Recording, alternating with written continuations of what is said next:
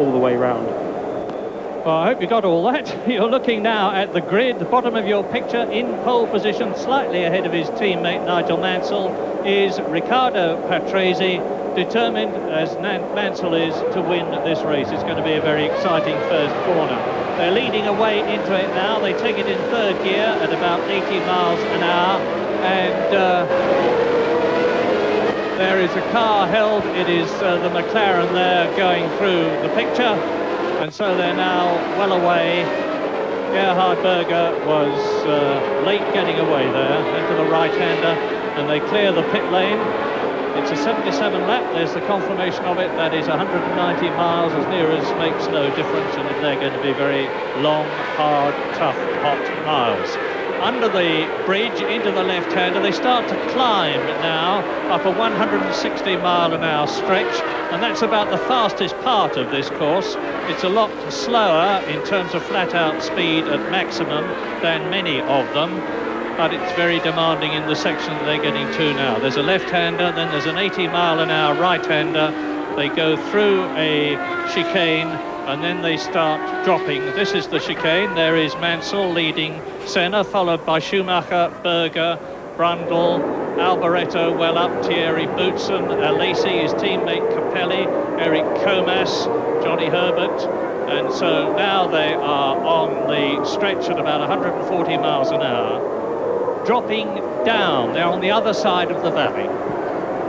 And believe me, this is going to be a very hard afternoon's work for those drivers out there. It's extremely hot, and this is a very physical circuit, as you can see with that long shot we had just then. It's a very twisty track. There is no peace whatsoever. The shortest, the best rest they get is on the pit straight, and that's only 4 or 5 seconds. And apart from that, they're working flat out the whole time. Overtaking is a problem. Concentration will be up, and it's nearly a 2-hour race because it's a fairly slow average speed. And patience will be the order of the day, apart from the big race for the first corner, because this race last year was won and lost in the first 4 or 5 seconds from the start to the first corner. Remember, Senna got in front and fended off the tensions of the Williamses for the rest of the race and all other comers. Boutsen 2 or 3 years ago was able to do the same thing, lapping much slower than his pursuers. And if you're saying what a ludicrous situation that the race can be decided in the first 5 or 10 seconds, I certainly would not disagree with you. But that's the way it is. There is Patrese, there is Mansell, 77 laps.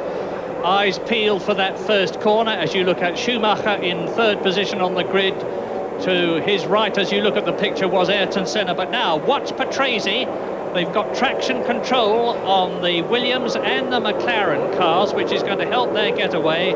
As usual, the red light will come on, then less than 7 seconds after will come on the green, and the Hungarian Grand Prix will be go. And that's it. Good start by Mansell on the inside. Patrese is going quicker, but Senna is up into third position ahead of Schumacher. Berger goes round Schumacher up into third position, and he's passed one of the Williams. I didn't see which it was. It's Patrese leading. It is Senna in second place. So already the McLarens are ahead of the man who hopes to win the World Championship here. Nigel Mansell in fourth position, tailed by Michael Schumacher. So Patrese, Senna, Berger, Mansell, Schumacher. Martin Brundle is in sixth position, and they're streaking away up the hill now. And that looks like Johnny Herbert to me. What a disappointment. And Ligier behind, and I should think that was Comas, because they were in the vicinity of each other on the grid. And it'll be a pity for the Englishman, but so much depends on the first corner here.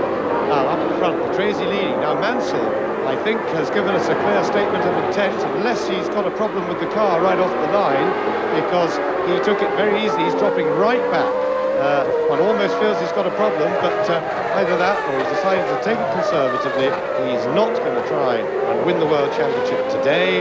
He's going to pick up points. He's going to try and be sure. And I think that's no bad policy by Nigel Mansell, but he's fallen back a very long way on this first lap.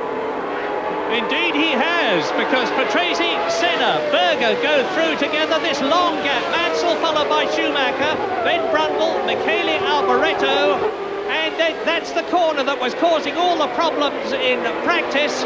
2 off there. And you can see how dangerous it is. The marshals have got to get those cars out of the way. If the race is stopped within 2 laps, it will be restarted. If it's stopped after 2 laps, it means the pace car will come out for the first time. But now, up front, that is the situation. Patrese easing away. Senna second, chased by Gerhard Berger. Then, behind them, Nigel Mansell, a long gap. Now, that's Johnny Herbert's car. Yes, it looks as if the Marshal should be able to get these cars away and should be able to get them under control. And that's the view from Senna's camera facing backwards. That's Berger behind, rather obscured by Senna's rear wing, but that's a new view we're getting for the first time this year. It was tried in practice qualifying, but there is Riccardo Patrese, and Patrese has been a new man this weekend. He has, I've seen him a few times in the paddock, and he's looked like a very angry man, and that's what's taken to bring the best out of in him, then great, because he's driven extremely well all weekend. He was visibly driving very well in qualifying. He earned his pole position. Nigel Mansell was ragged, trying to be with him as Berger presses his team leader, Ayrton Senna, for second place, but Patrese looks to have it under control. Mansell falling back. And Riccardo Patrese already 3.5 seconds on lap 3, ahead of the battle for second between Ayrton Senna and Gerhard Berger. Then that long gap to Nigel Mansell, nearly 2 seconds. And the battle in this race is between the 2 McLarens at the present moment. I am surprised that Patrese has been able to pull away so far, and they're off all over the place. That is Eric van der Poel. He was driving in his first race in the Fonmetal. That will be him spinning off, and it's that right-hander, that's Van der Poel in the Fonmetal for the first time, having driven for Brabham unsuccessfully this year, and the Lamborghini team last year. And the popular Belgian is out of the race already, and we're on lap 3. Patrese leads, Senna second, Berger third, Mansell fourth, Schumacher fifth, and Martin Brundle is in 6th position. There is the race leader. And Van der Poel will certainly be kicking himself for that, because he chucked it off the road all by himself. And his first ride in the Fonmetal was a much better car than the Brabham that he has driven in a race that only required patience to get probably quite a good result in this heat. In the meantime, Nigel Mansell, who we thought might have had a problem, has speeded right up, and it would appear that he's just playing this race very conservatively, and that certainly seems the sensible thing to do. Remember, if he just picks up points here, he's getting closer and closer to that championship. Heroics are not the order of the day. If he got involved with another car and got hurt and couldn't drive for the rest of the year or something, that is the one way he'd put himself out. This is, I believe, the right tactics by Mansell to protect his enormous lead in the championship. An enormous lead of no less than 46 points. We're with Ayrton Senna again, second place, the reigning world champion, 3 times a world champion. And we're now with his teammate Gerhard Berger. There's a camera on Senna's car facing backwards, there's a camera on Berger's car facing forwards, and that is Ayrton Senna, and he's now 5 seconds behind Riccardo Patrese. Well, I wonder if this tyre decision that we've heard so much about was such a bright one after all, because Patrese on that harder compound is now pulling away from the 2 McLarens. Mansell has still got behind him, tight up close behind him and pushing him pretty hard. Schumacher in the Benetton, they're coming towards us now. Behind Schumacher in 6th place it is Martin Brundle. In 7th place it's still Michele Alboreto. You just see him going round the right-hander now. 8th is Alesi, and 9th in the second Ferrari is Capelli. I wouldn't mind hazarding a guess, Murray, that Ayrton Senna has already settled for no pursuit of Riccardo Patrese. The Williams, remember, is such a superior chassis. He would have seen on the very first lap, or certainly by halfway around lap 2, that he had no chance of getting past the Williams, because he couldn't even stay with it. And I'm sure that what he's done now is to slow it right down because he can defend second place very comfortably, and he's quite happy to be attacked from the rear so long as he looks after his tyre. So I'm quite sure he's in a tyre conservation mode rather than any attempt to try and stay with Patrese. No sliding of the car, keep the tyres as cool as possible, and let the others come to him, because the D compound softer tyres, if he can look after them in the first half of the race, will be a help to him in the second half of the race. Mansell is taking conservative, leaving himself plenty of space. He doesn't want to follow too closely behind the McLarens in case of a mistake by one of them that can collect him, and he knows he can comfortably fend off the Benettons so long as he keeps it straight.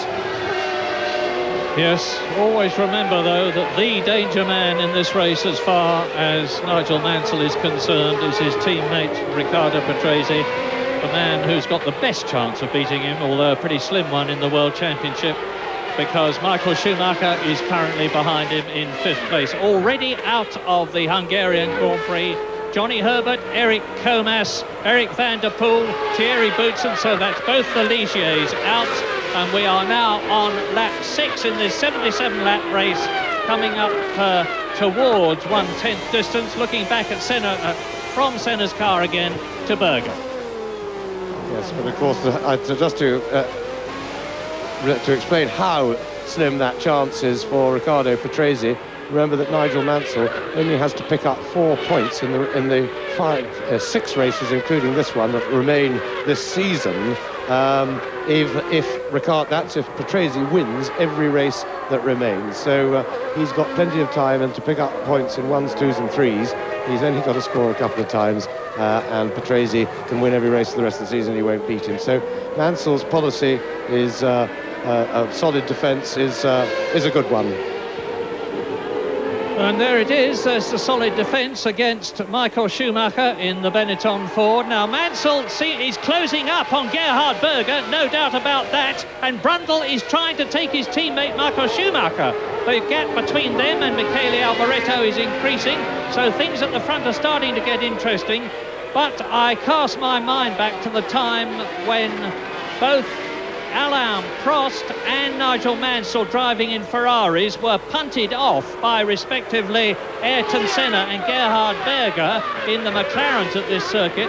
So frustrated were the McLaren drivers in trying to get by the Ferraris that they both nudged them off, not deliberately, but that's how desperate it is to try and get past here.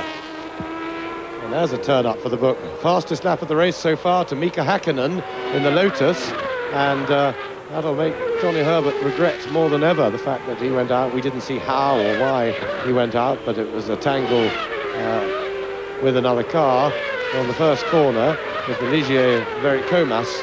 But Hakkinen in 10th place already, coming from 16th or thereabouts on the grid, and now 3.5 seconds. Oh, and Martin Brundle is determined to get past Michael Schumacher, put 2 wheels on the inside there. Now, there's an interesting point about this circuit in comparison with last year, and that is that there has been a motorcycle Grand Prix at Hungary since last year, and there goes Schumacher, there goes Mansell. Mansell through and up into second place. Nigel Mansell, 3rd position, Nigel Mansell chasing Ayrton Senna, and Martin Brundle having a real go at Schumacher. Now, I was explaining that there'd been a motorcycle Grand Prix. Here's a replay of it. Now, watch Gerhard Berger, and as that's Martin Brundle on the left. Now, watch his wheels go on the grass. The curbs have been lifted here as a result of the motorcycles, and because of that, there's a lot of dust being put on the circuit. Bad news in practice, and it might be in the race. Yes, and Brundle will be upset about that, because it was a mistake by Michael Schumacher, who went wide at the chicane, that gave him the opportunity to get alongside, and Brundle had the momentum, but of course Schumacher shut him out, and Brundle might well feel he was unfairly treated, but one would have to say that that was not a problem. And there is Mansell going through in 3rd place and getting ready to attack Ayrton Senna. Now, they're coming down to the penultimate corner, and Mansell's car appears to be handling quite beautifully around here, and this is the corner that leads onto the straight. He looks perfectly placed to attack Ayrton Senna, There's a lot of Union Jacks in the crowd just below our commentary position here. And Mansell not close enough as they went past to attack Senna that time. But the car was going well. There were lots of cheers from the crowd for Nigel Mansell. But Senna, for sure, will make himself as difficult as possible to pass.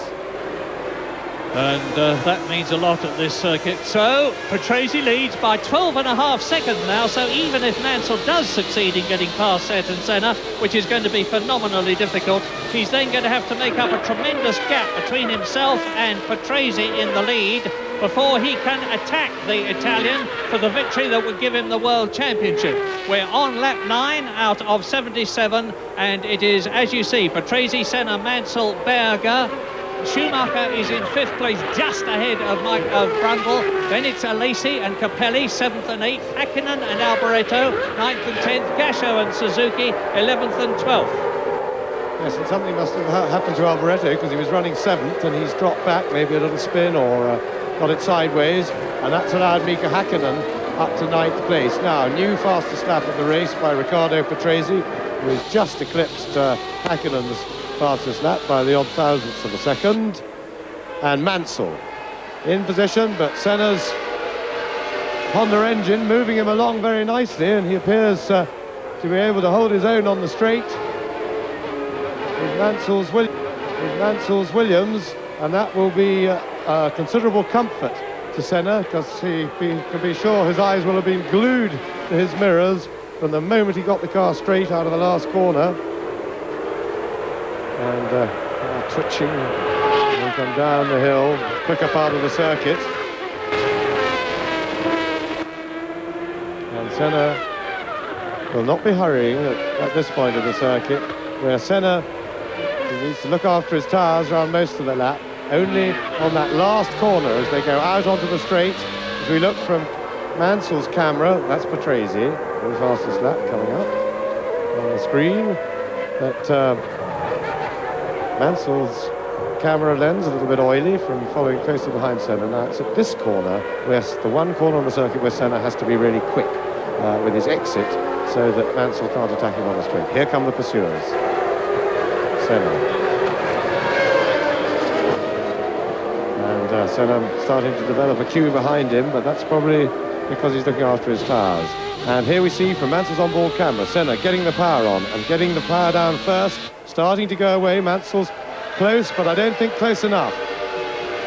Well, let's just watch them round this corner, because we've got news from Jonathan Palmer, and it is still Senna staving off Nigel Mansell in 3rd position, followed by Gerhard Berger 4th, Schumacher in 5th position. In 6th place is Brundle ahead of Alesi and Capelli, and Jonathan Palmer is with Johnny Herbert in the pit lane. Johnny, sadly that didn't look to be one of your longer races. We saw your car disappearing off the edge of the circuit with, I think, Comas behind. Just what happened? Well, I think Comas, I'm not sure if he went a bit wide into the first corner, and he came out and he was spinning on the outside of the circuit, and everybody braked sort of behind him, so I thought right to the inside, and I thought, well, he's bound to just spin and stay on the outside. But as the way things are going for me at the moment, he just kept going over, and it just ended up, I went right over the curb, it jumped in the air, and then I think I spun in the air, and it stalled actually in the air as well, and that was it. Very hard luck indeed, Tom. Lap 11, an ever cheerful Johnny Herbert, and back in the race where we work there is Ayrton Senna 2nd, Nigel Mansell 3rd, Gerhard Berger 4th, Martin Brundle in 6th position. Ahead of him is teammate Michael Schumacher. Tremendously close thing then from 2nd to 6th places. Riccardo Patrese, a new fastest lap, and this is where Mansell is going to go attack. He's coming up right alongside, and he's trying to go through, but Ayrton Senna shuts the door. Mansell moves to the outside. Now, I wonder if Ayrton Senna is going to be in trouble later on in this race. Don't forget, as James told us earlier on, that he is on the softer compound tyre, which will be getting hotter and hotter. Nigel Mansell has got the advantage of the harder compound. It could start to help him from this point onwards.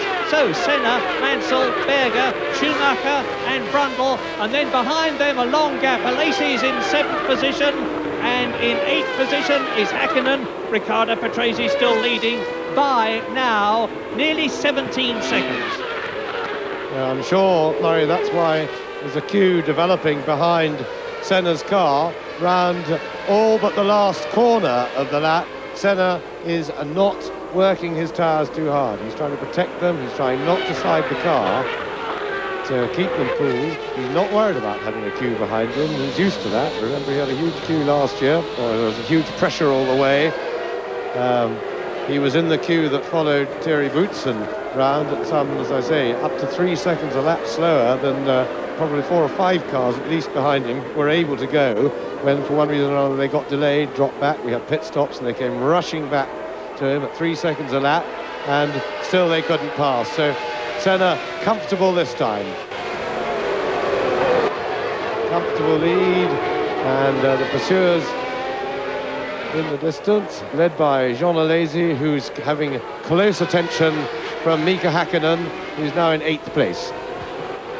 And last year we had comparatively few retirements for a Grand Prix. You know that already we've had Johnny Herbert, Comas, Boutsen and Van der Poel out of the race. We will have a few more, but I expect this race to be fairly reliable as well.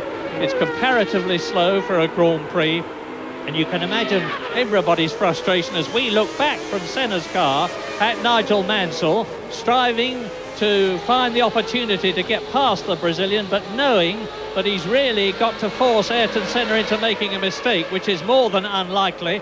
The same thing applies as far as Berger is concerned, trying to get up to and past Mansell. The same thing applies as Schumacher is with Berger, and Brundle is with Schumacher. So now that is Riccardo Patrese. He is coming through to complete his 13th lap out of 77, and all this fighting behind him is benefiting the Italian enormously. He's on the harder compound tyres, he's extending his lead. It's nearly 20 seconds now, but Senna has speeded up. He's just done his fastest lap of the race, but it's 1.1 seconds slower than Riccardo Patrese. Confirmation of what James has just told you, that Senna is controlling things in second position, keeping Mansell behind him and making it more and more difficult for the Englishman to get those 4 points ahead of Riccardo Patrese that he needs to do at the end of this race if he is to be world champion in a comparatively short time. And we're now on lap 14. Race order: Patrese, you watch Senna second, Mansell third, Berger fourth, Schumacher fifth, Brundle in sixth position. Then there is a gap of 3 seconds to Alesi in the Ferrari seventh. Hakkinen is half a second behind him, and there you can see the footwork go, and they're going off. Well, I don't think that Katayama could avoid that. He seemed to have it. Oh, he's going back to apologise. No, he is not. That's the footwork out. Well, they were locked together, and the front suspension was broken on the footwork, and that was the result. He couldn't get away. But looked rather strange, and here we see it again, and that's Gasho, and Gasho will be disappointed with that. He's had a good meeting in qualifying here, qualified well, and doing a good job in the Larousse this year. Now back to Senna and his queue.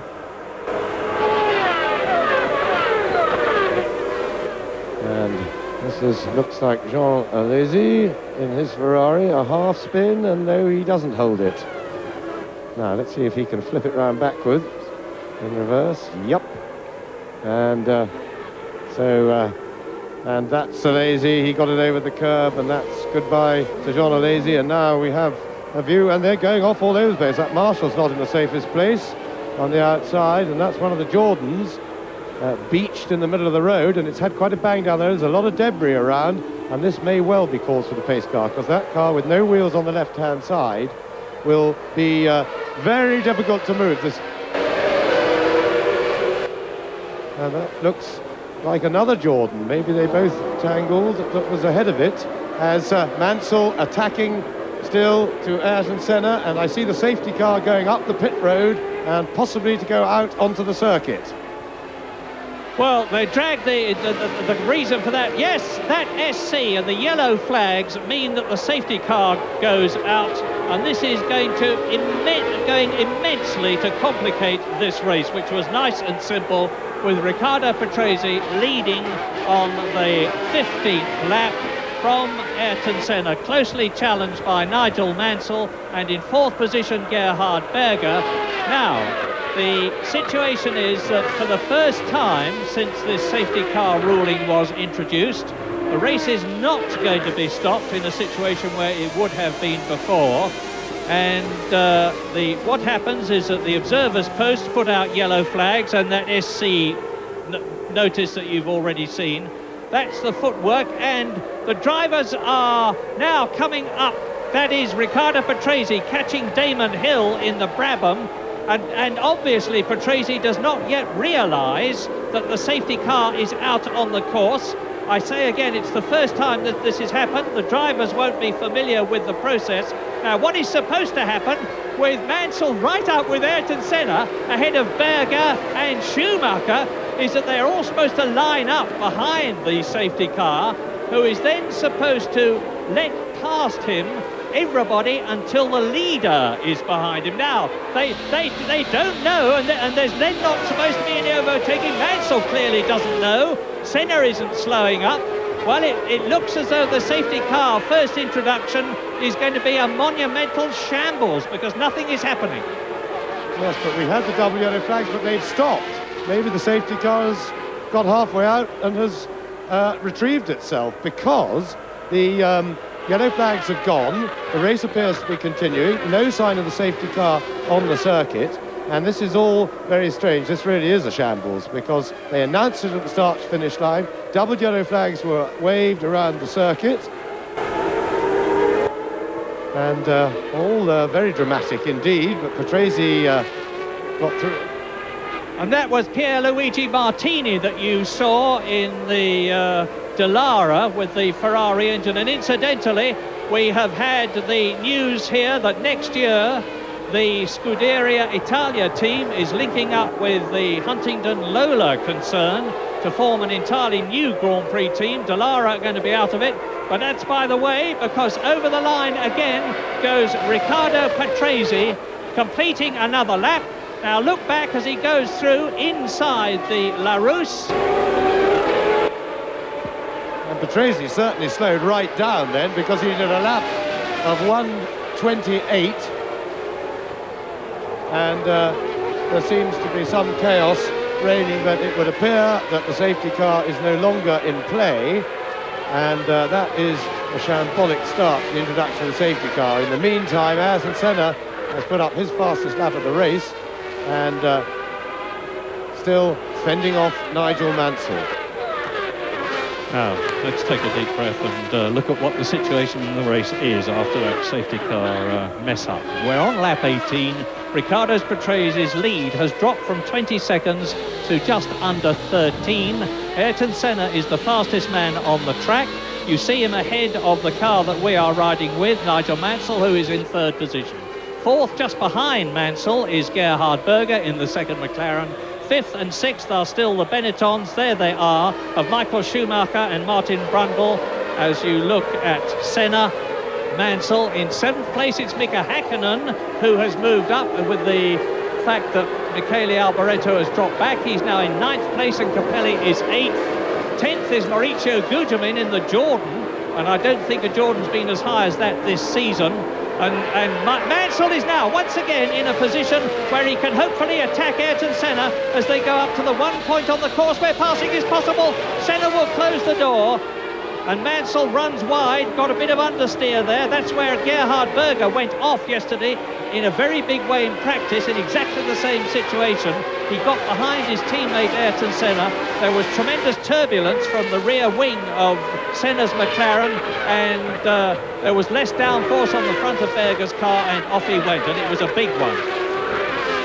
Yes, and Senna has made his intentions very clear. He is not going to hand over 2nd place lightly to Nigel Mansell, and in fact, Nigel Mansell, remember, is in World Championship winning position. In 3rd place, if he finishes 3rd, he gets 4 points, and that will make him... I tell a lie, I stand corrected. With Patrese winning, that doesn't win him the championship. He has to score 4 more points than Patrese. And but having said that, Mansell does not need to win it today. He's got 5 races to go after this one, but of course he wants to race. And Senna has got a back marker ahead, and that will complicate the issue for him. And this is the critical point on the circuit. And Mansell, and that's one of the marches. Senna, of course, will pick up the toe from the march, and Senna, the last time they went into turn 1, and that's Paul Belmondo having the best Grand Prix of his career. He qualified far and away better than he's ever done. Paul Mansell having a look down the inside there. And the lap before, it may have looked a little bit as if Ayrton Senna moved over on Nigel Mansell, but in fact, he came onto the brakes later than Mansell, and was therefore, he didn't move over at Mansell, he moved across in front of him, but he was already over, well, about a car length clear air in front of Mansell, and that was a legitimate move to move to the inside of the corner, and also for safety, because braking that late, if you stay on the outside, you're not slowed down enough when you get on the marbles. So Senna is going to make it very, very difficult. The Benettons queuing up behind. Brundle once again pressing Michael Schumacher. And hats off to Paul Belmondo. He's driving in his last Grand Prix as Mansell has another look at Ayrton Senna, who can see the Williams big in his mirrors, but quite stoically stays where he is. It's Belmondo's last Grand Prix. He's run out of money, and he moved across and let Senna, Mansell, Berger, Schumacher and Brundle all through. They're completing the lap now. They are on lap 21 out of 77, and Jonathan Palmer can tell us what the situation is with the safety car. Well, I think I can shed a little light on it, Murray. I've just spoken to the personnel who are actually in the safety car. They were told to get ready, stand by and wait by the end of the pit lane, but they were not told to actually go out at any time. So it does seem that SC board was a little premature. Thank you, Jonathan.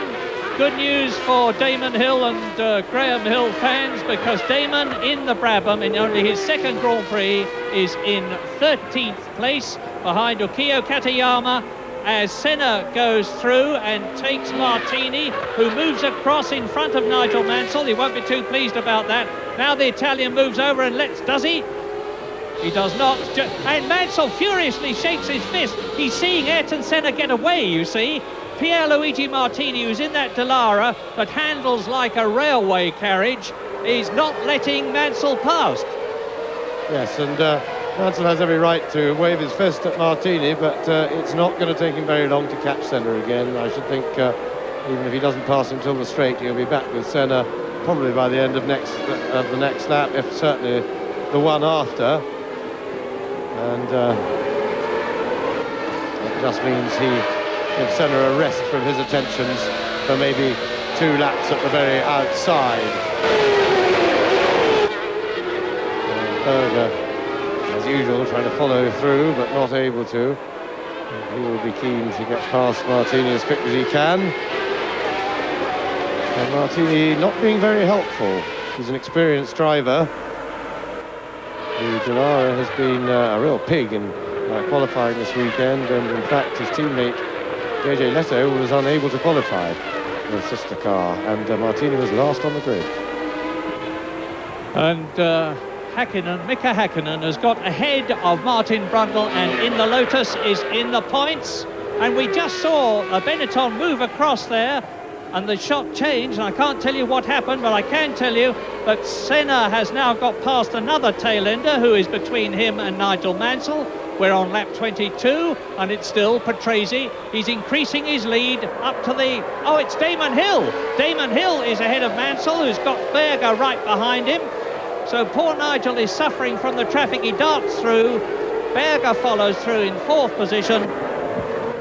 Discretion definitely the better part of valour for Nigel. In fact, Murray, I just wanted to say that was Brundle having a go back at Mika Häkkinen, but he didn't make it past.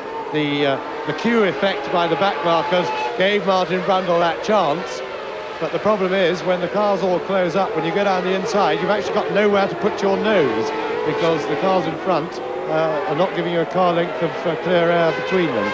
And I suspect Martin Brundle, although he got alongside, had nowhere to go. And he probably did well to emerge with everybody intact. And that's an important feature of this race. Treated on the island, there's going to be plenty of frustration during it. There will be mistakes made, people will go off, and the circuit's unforgiving in that respect. And there will be dust on it too. We've seen how the curbs that Murray referred to earlier have been taken down, have allowed the edges to be very dusty, and the wheel off creates a lot of earth, very dry earth on the circuit.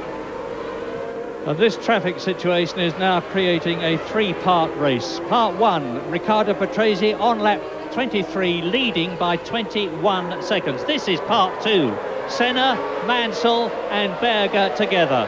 And as James forecast, it hasn't taken Nigel Mansell very long to close with Ayrton Senna. It'll take him a lot longer to get past if he can.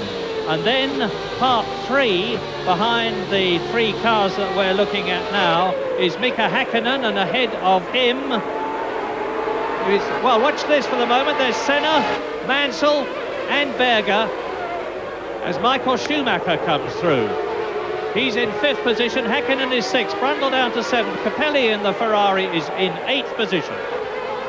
And from the onboard shot in Nigel Mansell's car, when they go around that last corner onto the straight, you get a tremendous, a very good view of how the driver in front has the advantage, because he gets the power on first. And Mansell has to wait until Senna hits the throttle there, because he's close enough.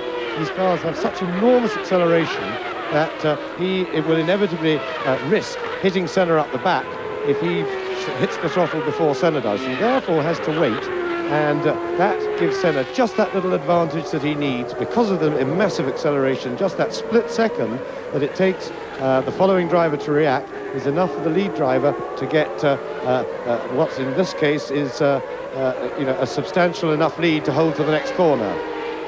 Now, as the race is comparatively static at the moment, Riccardo Patrese leading this battle for 2nd, 3rd and 4th, Senna, Mansell and Berger. I think, James, is the time for you to tell us some pretty sensational news you've got about potential driver developments and moves for 1993. Yes, we've seen a faster stat for Patrese, and as is the nature of Grand Prix racing at this time of the year, there tends to be as much excitement outside the cars and in the paddock as anywhere else. And of course the big problem for this year is a situation of 3 into 2 won't go. The all-conquering Williams team have the world's 3 top drivers, Ayrton Senna, Alain Prost and Nigel Mansell, all trying to fit into 2 cars. And the situation is that Alain Prost, as far as we can work out, is already signed for Williams, or certainly very much committed to the Williams team for next year. Nigel Mansell is reported to have been demanding $23 million to drive for the Williams team next year, which one feels, certainly the Williams team are very upset about it. They feel that it's much too much money for them when everybody else is queuing up. Ayrton Senna has today countered that offer and said to me that he will drive for the Williams team for nothing. He wants that to be known. He wants to win the World Championship. He wants no retainer. He said to me, I will drive for the Williams team for $23 million less than Nigel Mansell wants, or whatever he wants, whatever the case is, I am prepared to drive for Williams for nothing. He points also to when McLaren had himself and Alain Prost in 1988, what a good season's racing it was, as Mansell still pushes away at Senna on today's race. But Senna controlling it at his speed, remember, looking after those tyres. But the fact of the matter, and the problem in the team, it's a tremendous mess for Frank Williams to sort out, an unenviable situation for him, although he's in the enviable position of having a queue of drivers at his door, and the enviable position of having far and away the most dominant car that we've seen in modern Grand Prix times. But to add to the confusion, Mansell seems to be pricing himself out of the market. He's also making demands for favouritism in the team that the team are not prepared to meet. And remember, Frank Williams felt lent upon 2 years ago when Mansell arrived at Williams. And Murray wants to put in a word here. Well, it's not about that, it's about what's happening with Nigel Mansell. Senna easing away, and you will have noticed that now the fastest man on the track is Michael Schumacher, who has closed right up on Gerhard Berger. And there's the McLaren, behind him is the Benetton, ahead of him is Nigel Mansell. Riccardo Patresi's lead now on lap 27 is 24 seconds. Berger 4th, Schumacher 5th, Hakkinen in 6th position. There is Martin Brundle, who is in 7th position. So it's getting very exciting, and we're getting towards the half-distance point. Not there by a way yet, but not all that far off. 77 laps is the race distance. And returning to the 3 into 2 won't go situation, the problem for Senna and for Frank Williams is not only that Nigel Mansell is both with demands for conditions and demands for money, potentially putting himself out of the market. Alain Prost is blocking and using everything he can, and possibly with a contract, one might speculate, blocking any arrival of Ayrton Senna in the team. His public statement suggests that he said publicly he's happy to drive with Ayrton Senna, but behind the scenes he is doing everything he can to make sure that Senna doesn't join the French engine team. And this is a problem that's making Senna a very unhappy man. He says he just wants to race with anybody. He's happy to do that, and I certainly agree with him as he fights his way through the traffic, but at the moment keeping a comfortable little bit of air between himself and Mansell, as Schumacher, who certainly speeded up a bit just now and has gone away from Mika Hakkinen for the moment, and Schumacher seems to have got past Berger. And a new lap record, there it is, Nigel Mansell's fastest lap, 1:21.023, has broken Bertrand Gachot's lap record in the Jordan Ford last year by half a second. The Englishman is now really pressuring Ayrton Senna ahead of him, and I remind you again that Nigel Mansell ought to have a tyre advantage in terms of longevity. Ayrton Senna is driving at his pace to preserve his softer compound tyres as much as he can, and on lap 29 now, Riccardo Patrese has gone through. He's down into that first right-hand corner as the leaders come out of the straight, and it's Senna second, Mansell third. Now, Mansell will attack again, I have no doubt about that. He needs to be a bit closer than he is as he comes out of the circuit, and off goes the Ferrari. I didn't see whether it was Capelli. It was Capelli, and now Mansell is right with Ayrton Senna again on lap 29 out of 77, and the three-part race that I was talking about is now Patrese in the lead by a long way. This is the second part, Senna and Mansell. Berger is in 4th position. Then there is a small gap, Michael Schumacher and Mika Hakkinen, the Finn in only his 2nd season of Grand Prix racing, this year in a real Lotus motor car, and that is Pierluigi Martini out of the Hungarian Grand Prix. And I suspect, I didn't see where he was, but away he goes. And whether that means he's going to have to retire or not, I don't know. It might have been a stop-go penalty. Because of the positioning of the car, I didn't see clearly where he was. But anyway, the battle for second continues with Mansell pushing as hard as he can. Senna just resisting all the way. Gerhard Berger looking for an opportunity to close up with and get by Nigel Mansell, who will not win the World Championship today if he stays where he is in relation to Riccardo Patrese, who is now on his 30th lap, leading by now Mansell goes again, and Senna sees the shape of the Williams Renault in his mirrors, moves across, which he's perfectly entitled to do, and this is exactly what Senna did last year. And the man behind him then was the man who is behind him now, Nigel Mansell, but the difference was that Senna was in the lead. Riccardo Patrese is keeping his World Championship hopes alive on a possible 10 points, and the reason that we saw Martini stop was that he had a stop-go penalty, we believe, for balking Nigel Mansell. Well, we commented adversely on it at the time, so it makes sense. And that stop-go penalty is 10 seconds. The team is notified that he's going to be brought in. He's brought into his pit on the black flag. He has to wait for 10 seconds and then accelerate away. And obviously, the penalty effect is greater than 10 seconds because you also have to allow for the slowing down to stop and the speeding up to race speed after the stop. Lap 31. And now, again, Mansell will try to get past. Again, Senna will move across. And Mansell has got to curb his natural enthusiasm to get by. Well, he's not close enough to even try it on this lap. Senna, Mansell. They have lapped everybody up to the 11th place man, Andrea de Cesaris. Maurizio Gugelmin is in 10th place in the Jordan, going well. And out of the race, Herbert, Comas, Van der Poel, Boutsen, Katayama, Gasho, Alesi, and Stefano Modena. Mansell looking to the right, then to the left. And all Senna has to do is sit in the middle of the circuit. It is a tragedy to me that a circuit with as interesting a layout as this hasn't got the one thing that's really needed, the opportunity for people to get past, like they have in Portugal, for instance. And the result is bunching, what looks tremendously exciting and is tremendously exciting, but it's not giving anybody the opportunity to improve. Then Gerhard Berger goes past.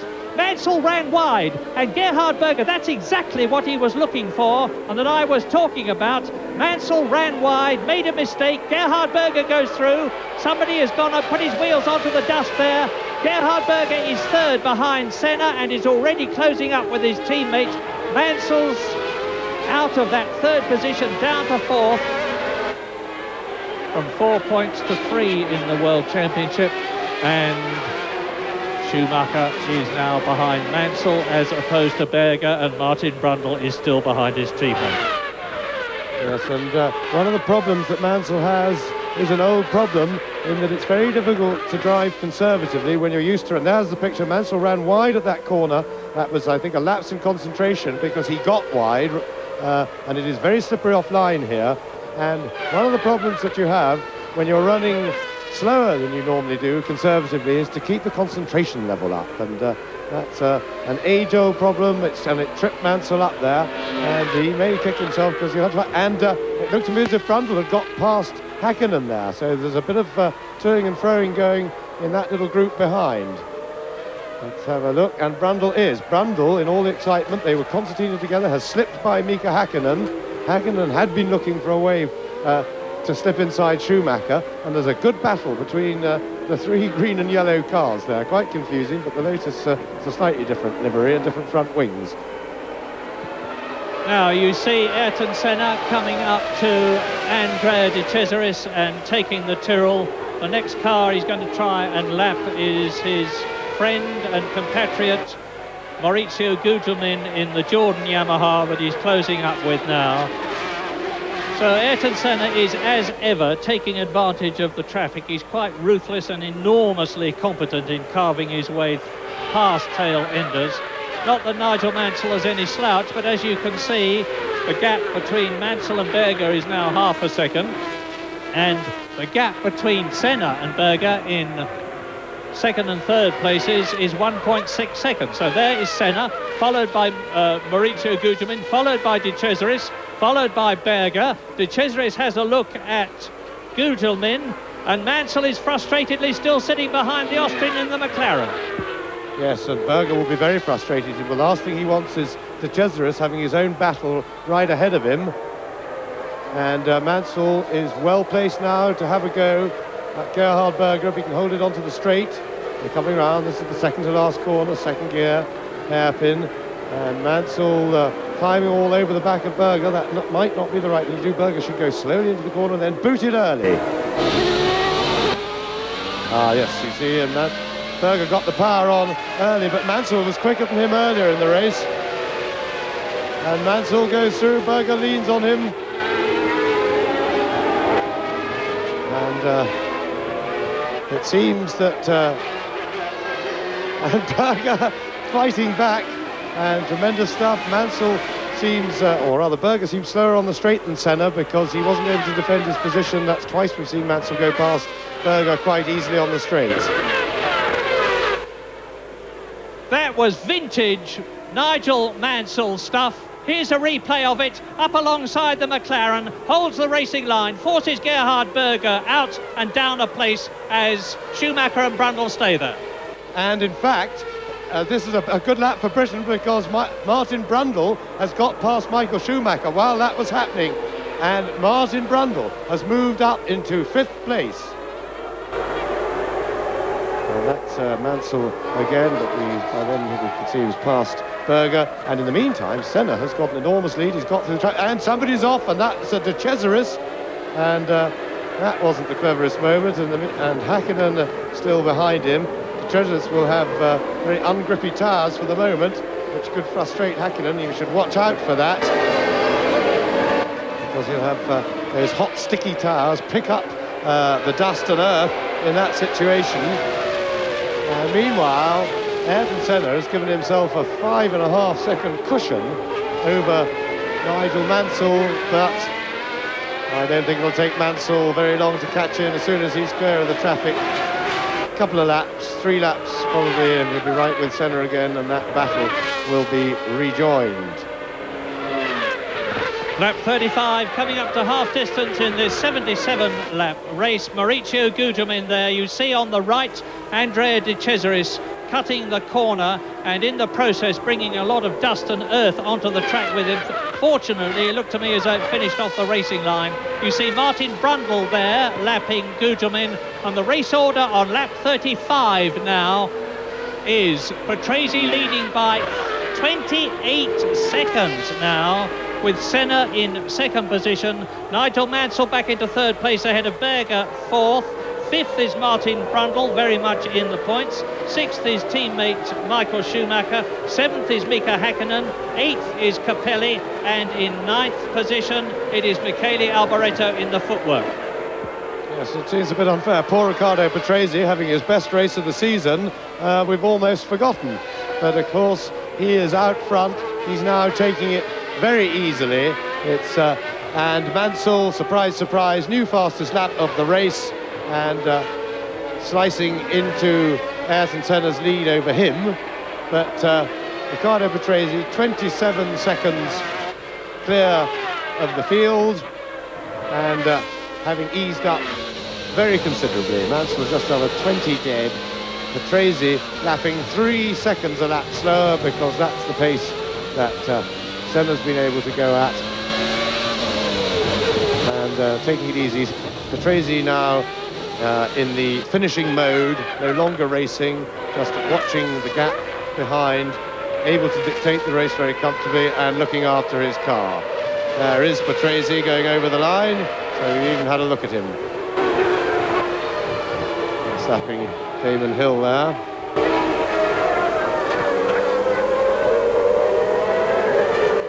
Damon Hill in 14th place in his one previous Grand Prix, the British Grand Prix in the Brabham. He failed to finish, having driven an excellent race. And we have 9 retirements. We have 9 retirements so far. Johnny Herbert, Comas, Van der Poel, Boutsen, Katayama, Gasho, Alesi, Modena and Carl Wendlinger. Now here is Martin Brundle, and he is in 5th position ahead of Schumacher. 7th is Häkkinen, pushed out of the points. You can see now, look back and you do not see the Lotus, so he's dropped back quite a long way. And Häkkinen, I've made a mistake, I apologise. It's just been pointed out to me that he's in 12th position. Sorry to him and to the LaRousse team for that. and Patrese leads now by 26 seconds.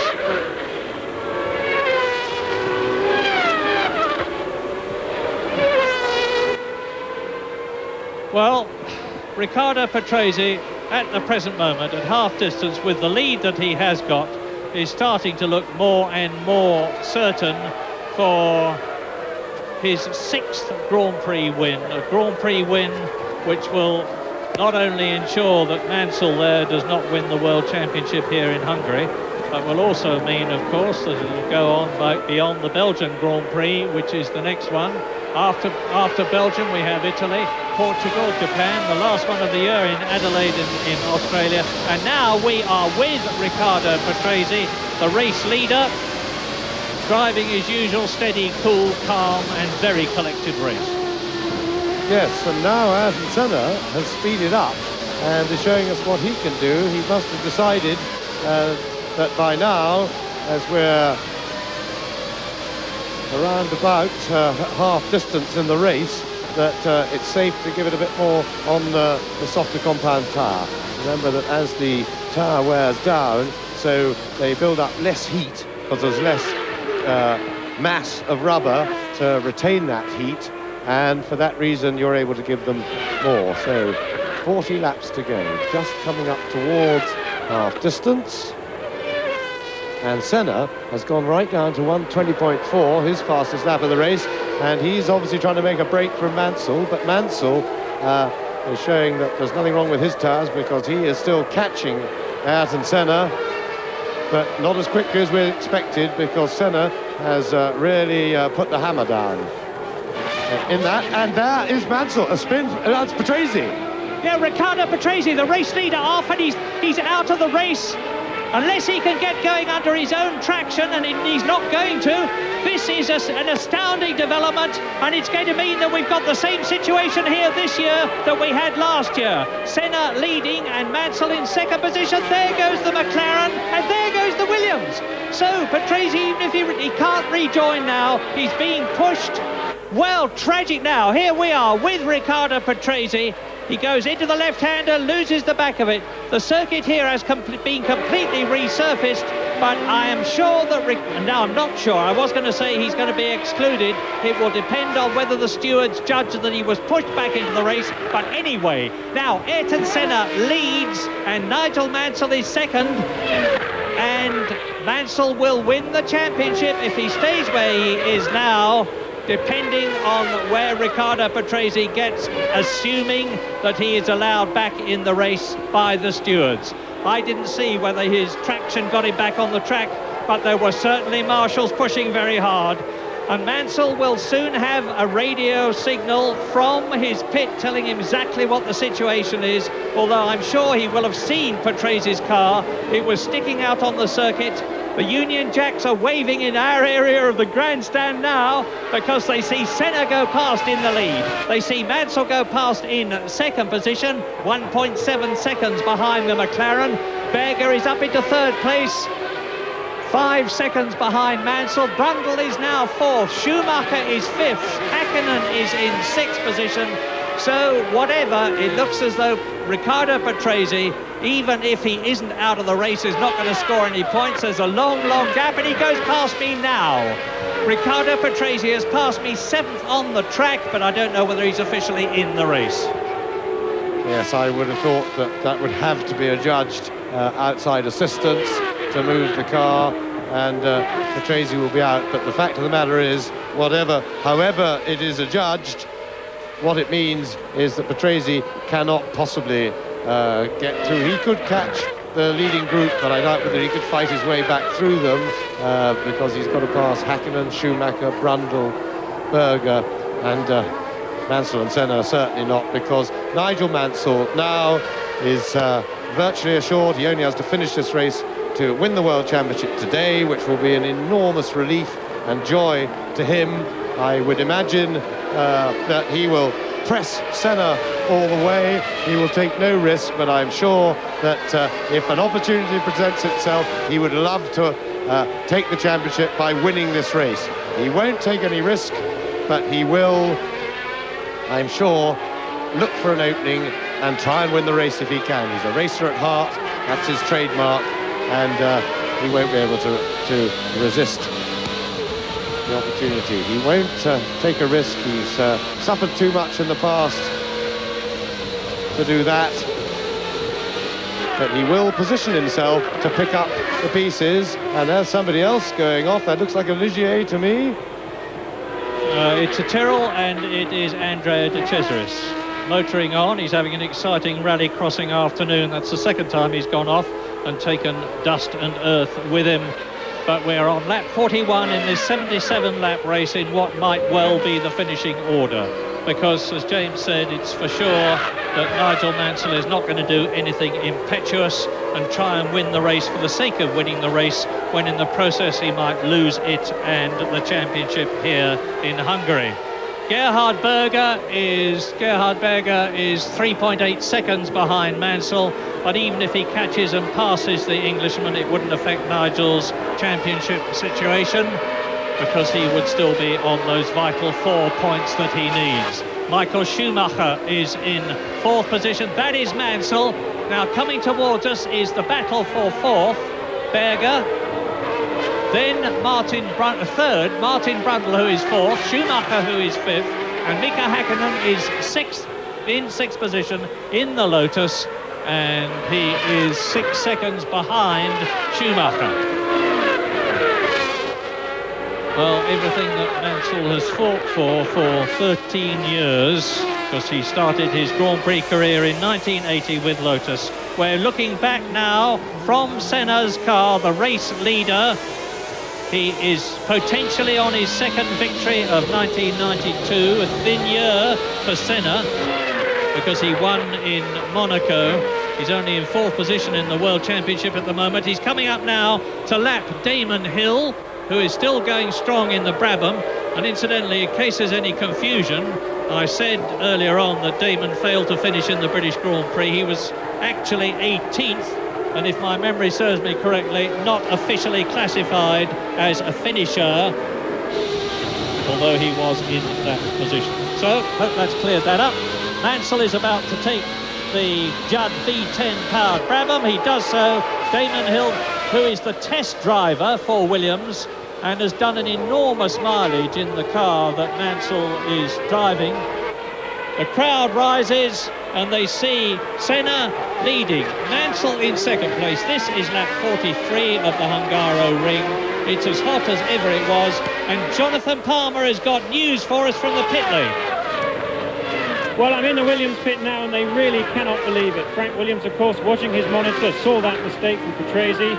They've been thumbing through the rule book, trying to work out exactly what the situation is, and Sheridan Thin has reported that he thinks that Patrese will not be excluded, but at the moment we do not know for sure.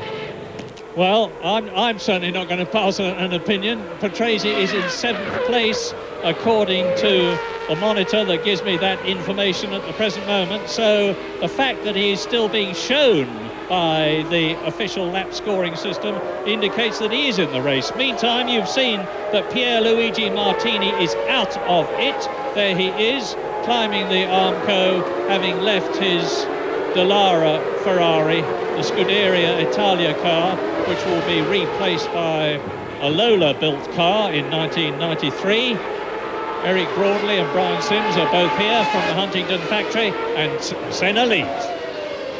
Well, if that is the case, and Patrese is still racing eligibly for a result, he can still stop Nigel Mansell winning the championship today, because if he finishes less than 4 points behind Nigel Mansell, he will take it to the championship for the next race. Of course, it's only academic, but that means if Mansell was to remain in second place behind Senna, and Patrese could make fourth place and get 3 points, he would take the championship on to the Belgian Grand Prix in a purely academic way, but rather aggravating way for Nigel Mansell. The interesting thing would be that at the end of the race, if the stewards allow it and await a protest, whether anybody will, any of the other teams would in fact protest a domestic Williams situation.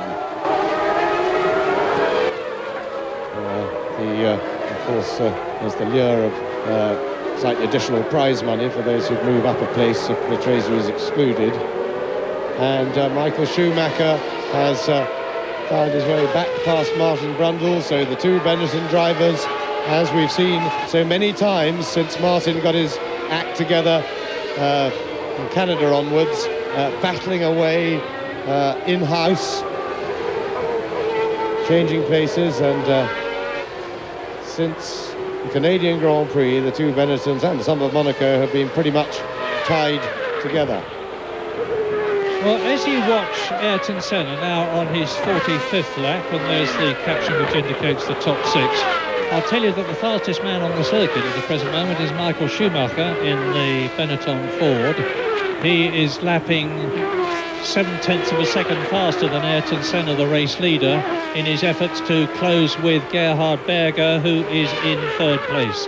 So, lap 45, Senna leads Mansell by 3.3 seconds. Mansell is 2.1 seconds ahead of Berger, and he is 1.8 seconds ahead of Schumacher, who is 4 seconds ahead of Brundle in 5th place. Häkkinen is 6th, 3.5 seconds behind Brundle. 7th is Patrese, 9 seconds behind Häkkinen, and lapping 1 second a lap faster than the Lotus ahead of him. 8th is Capelli's Ferrari, 9th is Alboretto's Footwork, as Ayrton Senna comes up to lap again. Paul Belmondo driving in his last race for the March Ilmore team. There is Nigel Mansell, that is Gerhard Berger, there is Michael Schumacher, behind him is Martin Brundle. You see the Englishman going through in 5th position. Yes, and it is interesting because Schumacher, who so comprehensively out-qualifies Martin Brundle all the time, and it's very often over a second a lap, which is really a lot between drivers, and yet Martin Brundle has been pretty much a match for him in the races.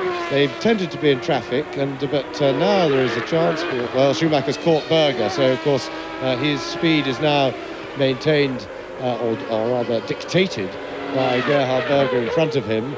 Martin Brundle has clear air in front of him, and he has a chance now to recatch them. But when Schumacher got away, he did show the speed that one would expect, because it seems almost impossible that he wouldn't be a fair bit quicker in the races, even though out-and-out qualifying speed and racing speed the gap tends to close up in those two conditions.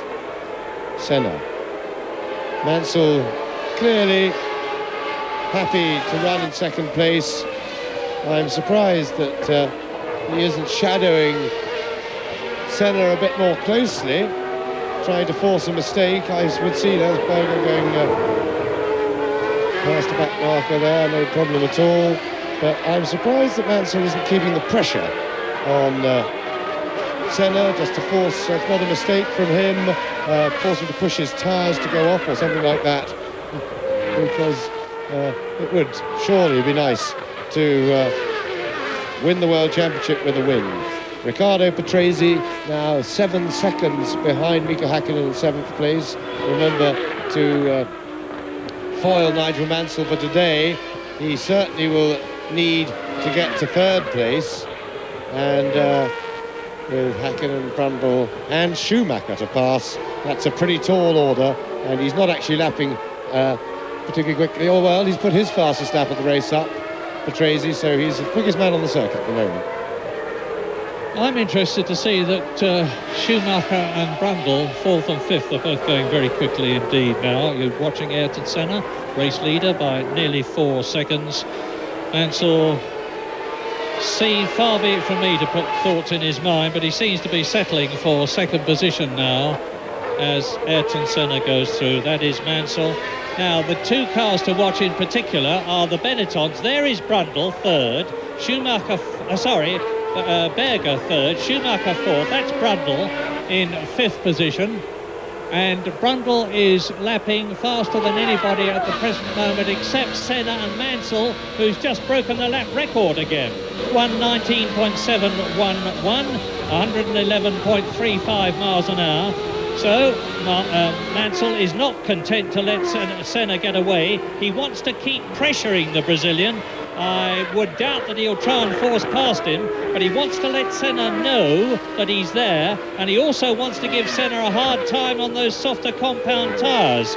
Mansell is on, as you know, the C compound. Senna is on the D compound. If Mansell pushes Senna hard enough, it's not inconceivable that Senna's tyres will go off. He'll have to slow and give Mansell an opportunity to go through and win the championship by winning in Hungary, as into the pits comes Maurizio Gugelmin in his Jordan Yamaha, his teammate Stefano Modena having already retired, and that is Gugelmin. It's a tyre stop.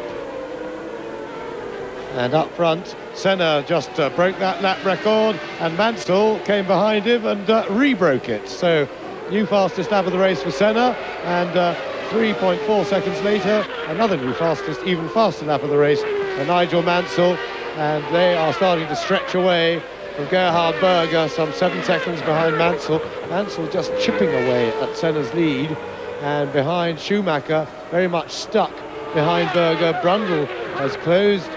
Well, he had closed the gap, and he's dropped back a lot on that lap. In fact, Brundle just dropped back a little bit to 4 seconds behind teammate Michael Schumacher. I don't know why. I didn't think there was traffic. Meanwhile, Riccardo Patrese has been closing in pretty fast. He has just about caught Mika Häkkinen, just under 3 seconds behind him now. So he will soon be amongst the traffic. There he is. No, sorry, that was Mansell. Oily rear wing from the muck thrown out by Senna's McLaren. A bit of oil, and all the dirt and dust then sticks to that, because this track is dusty. Senna goes over the line. 4 seconds the gap. Which means that Ayrton Senna has pulled away a bit from Mansell. There's the world champion. Conserving those tyres magnificently. Senna is a master at this. He's 3 times world champion. This is his 137th Grand Prix. He has been racing for 23 years now, out of the 32 years that he is old. And he goes past and takes Michele Alboretto's footwork. And the race order on lap 50 out of 77. Still a long way to go, but Senna pacing himself. Senna leads Mansell by 4 seconds, who is 8 seconds ahead of Berger, third, who's got Schumacher half a second behind him in 4th position.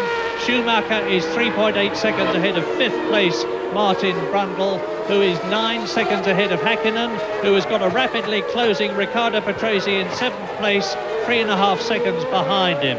Now, if Riccardo Patrese gets past Häkkinen up into 6th position, he will be on 1 World Championship point. Mansell is currently on 6 for 2nd position if he stays where he is. So Mansell would win the championship unless Patrese can make further progress through the field. And Riccardo Patrese isn't going to give up.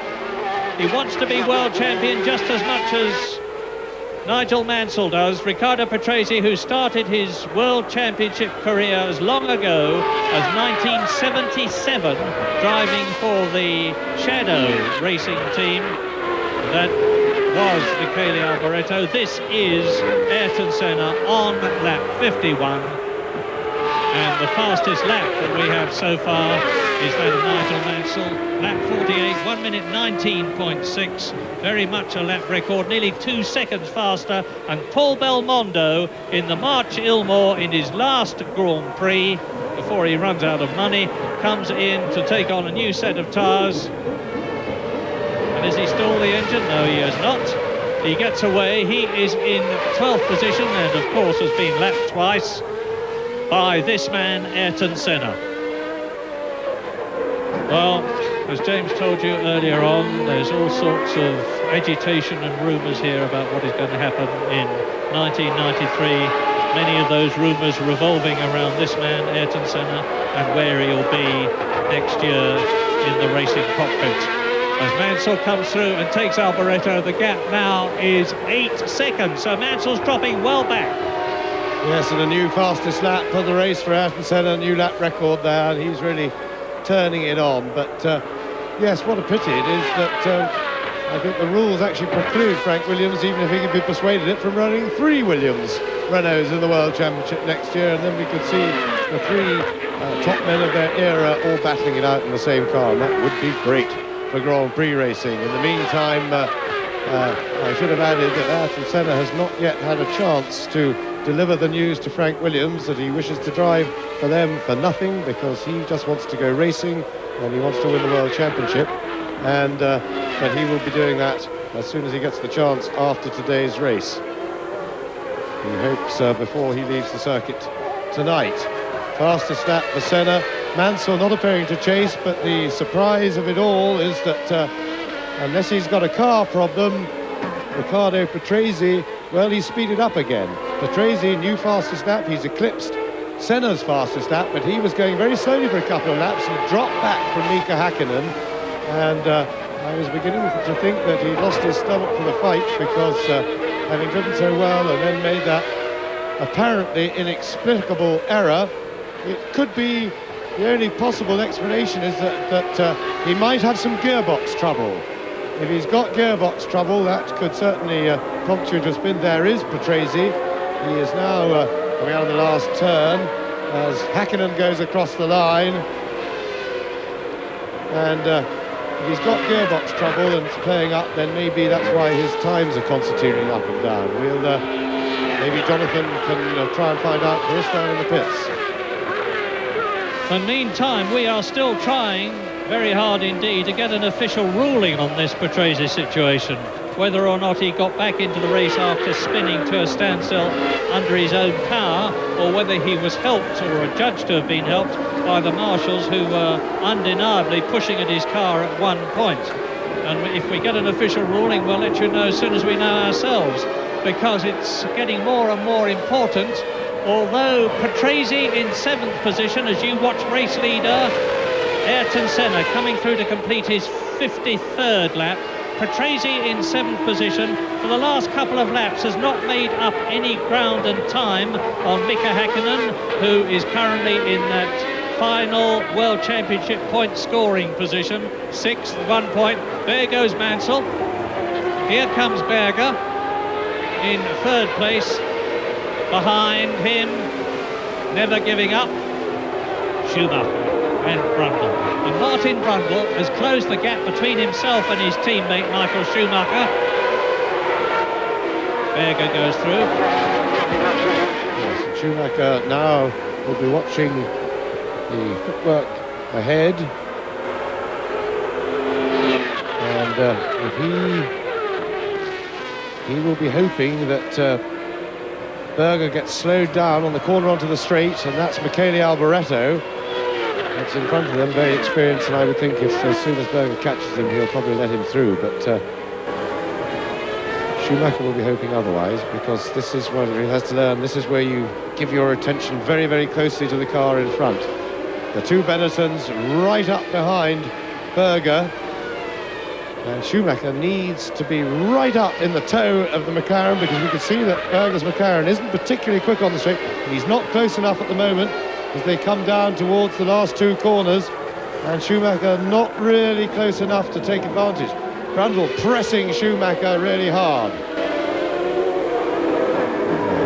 Schumacher had to get on the power early. Remember, of course, that Gerhard Berger has the advantage of a toe from the footwork, but Schumacher is pretty well placed, but not close enough.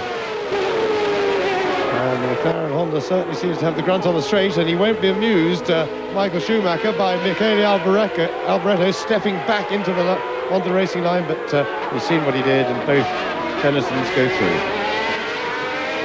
Yes, and Michele Alboreto, who is in 9th position on this, the 55th lap, has been lapped by Senna, Mansell, Berger, Schumacher and Brundle, who are 1st, 2nd, 3rd, 4th, 5th.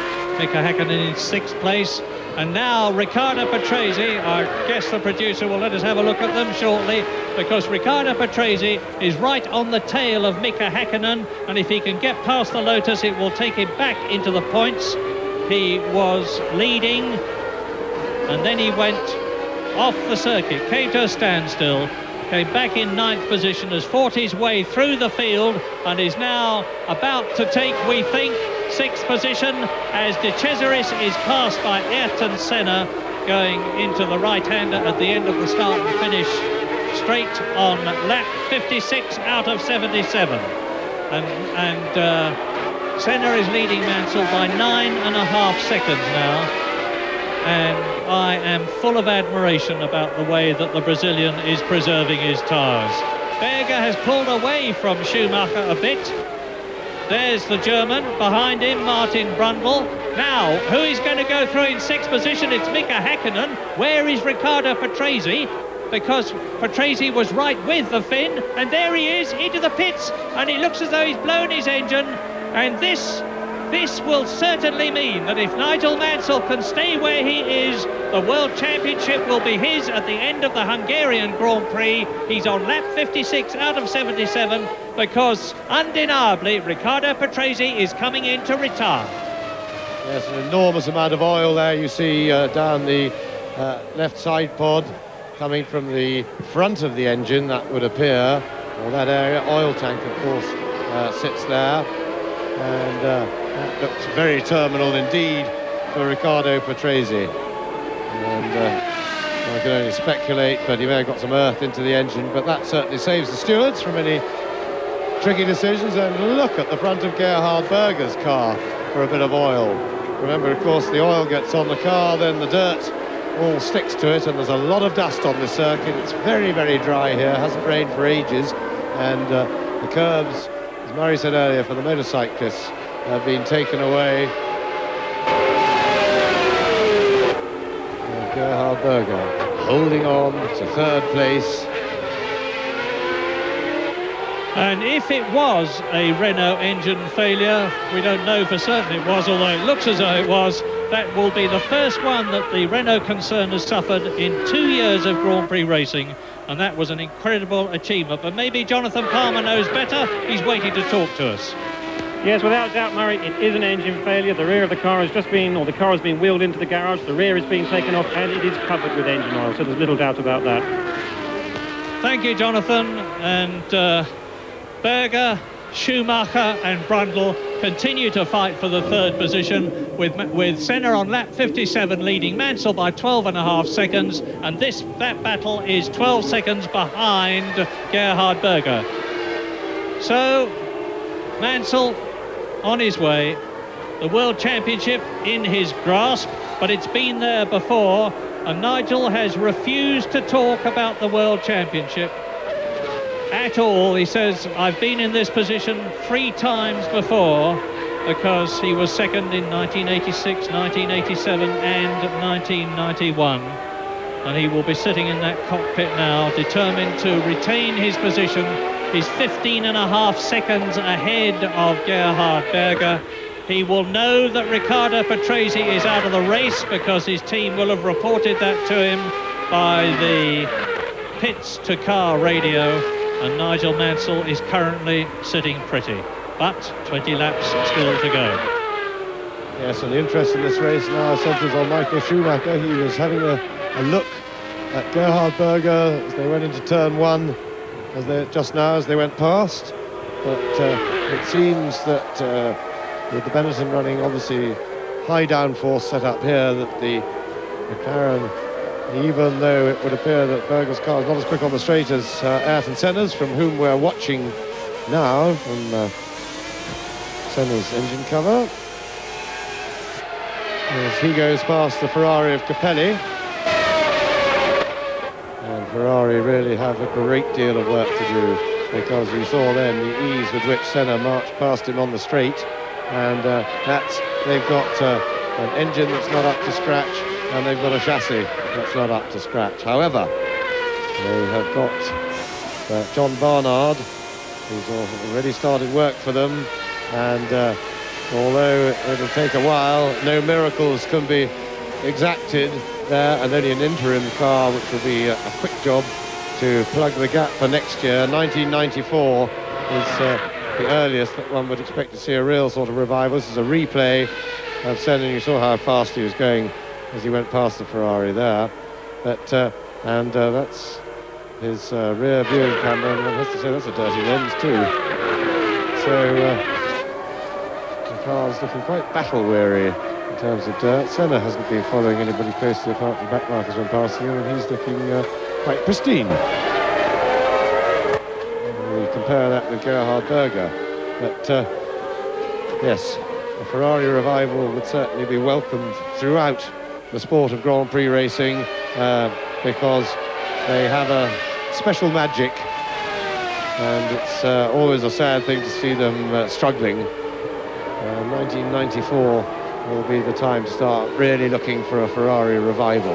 One hopes that next year they'll be on their way, but realism says 1994 the earliest. A little locked brake there from Martin Brundle. Saw that puff of smoke off the left front wheel as it went light, turning into the left-hand corner. And Schumacher not in a position to challenge Berger's McLaren yet. Well, Senna is marching away from Nigel Mansell now. He increased his lead on lap 58 of 17 seconds to 21 seconds on lap 59. But Mansell is still 11.5 seconds ahead of Gerhard Berger. And it looks to me as though the Englishman is just driving an extremely cautious and careful race, as he rightly should, because victory here in Hungary is irrelevant to Mansell. He would like to win, obviously, but he doesn't have to win the World Championship. This is the interest and excitement as far as places are concerned, because you're looking at Gerhard Berger third, Michael Schumacher in fourth position. Martin Brundle has dropped back on the previous lap. There you just saw a flash of the Benetton in the background. He's about 2 seconds behind the challenging Michael Schumacher, who again looks as though he's going to finish in the points. He's third in the World Championship. That is Martin Brundle in the background, and he's closing up again on Schumacher. He may have just eased off to give his tyres a rest, let them cool down. Maybe they'd gone off and he lets them rest to come back again. Lets them rest in comparative terms by just going a bit slower so that he can speed up and close. And this is yet another indication of how extraordinarily difficult, not to say impossible, it is to get past at the Hungaroring unless the man in front is prepared to help you. We are on lap 61 now. Only 16 laps between Nigel Mansell and his first World Championship in 13 years of Grand Prix racing, with Lotus, with Williams, with Ferrari, and then with Williams again.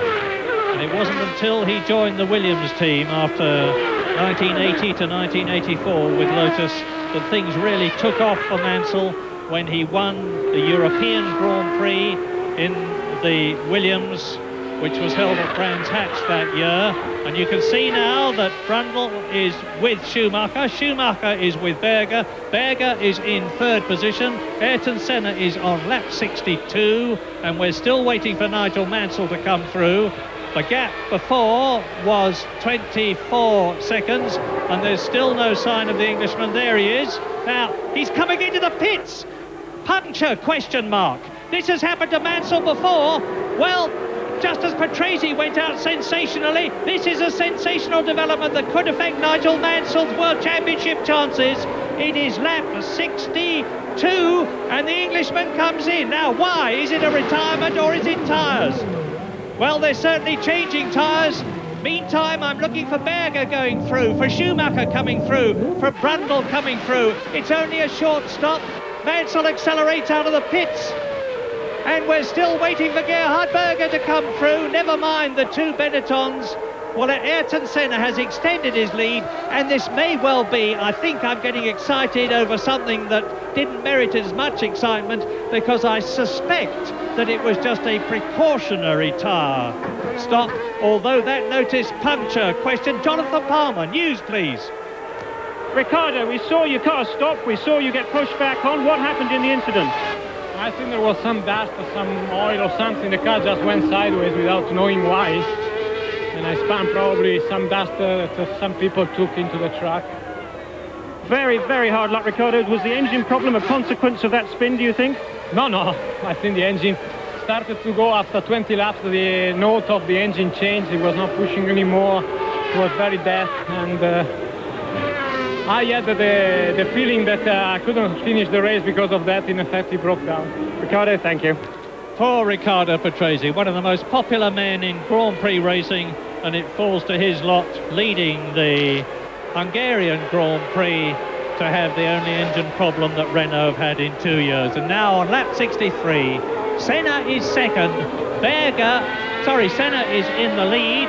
Gerhard Berger is shown as in second position. Schumacher third. Now here is Martin. Here is Nigel Mansell coming towards us, and he is down in sixth position. He's got it all to do. Yes, Nigel Mansell needs 4 points today to win the World Championship, or to make it, to secure it mathematically, as well as in reality, which means that he has got to fight his way up to third place. He's in striking distance, he's on fresh tyres, so if a puncture was his only problem, then he should be able to really motor. Now there he is, and that is 14 seconds to Mika Häkkinen, and he should be able to catch that very quickly. Well, one hopes so. He's on lap 64 in this 77 laps race. There is the inexorable Ayrton Senna leading on his 64th lap, lapping in 1 minute 21. Jonathan, news of Nigel Mansell. Yeah, it's afraid so. It's not being Williams' day. I've just spoken to Lee Gogg, the Goodyear Supremo, and he reports that Mansell had a puncture in the left rear tyre. It had just 7 psi on it, which is half their normal running pressure. Right, well, now Nigel Mansell as off goes Schumacher. Now that is going to help Nigel Mansell, because Schumacher was in third place. That means to say that Mansell is now in fifth position behind Mika Häkkinen, and you see that piece of the car fly off. And that was the rear wing that appeared to come off of its own accord on Schumacher's car, and that is a terrible thing to happen. That's the most dangerous, one of the most dangerous failures a racing car can have. But the gravel trap has caught Schumacher's car, and very frightening indeed for him, because he probably doesn't even know what happened there, in that the car would just have gone completely light at the back and would have almost been flying. These cars would develop lift at that sort of speed without the rear wing, and let's hope the rear wing didn't hit anybody on its way down, because that would have gone pretty high up. And well, they're pushing. And now I think we're going to see it again, and we'll see that Schumacher. Oh well, that may be what. If there was contact there with Martin Brundle, maybe that damaged the wing support on Schumacher's car. And I suspect that's why we're seeing that replay, and that is a possibility. And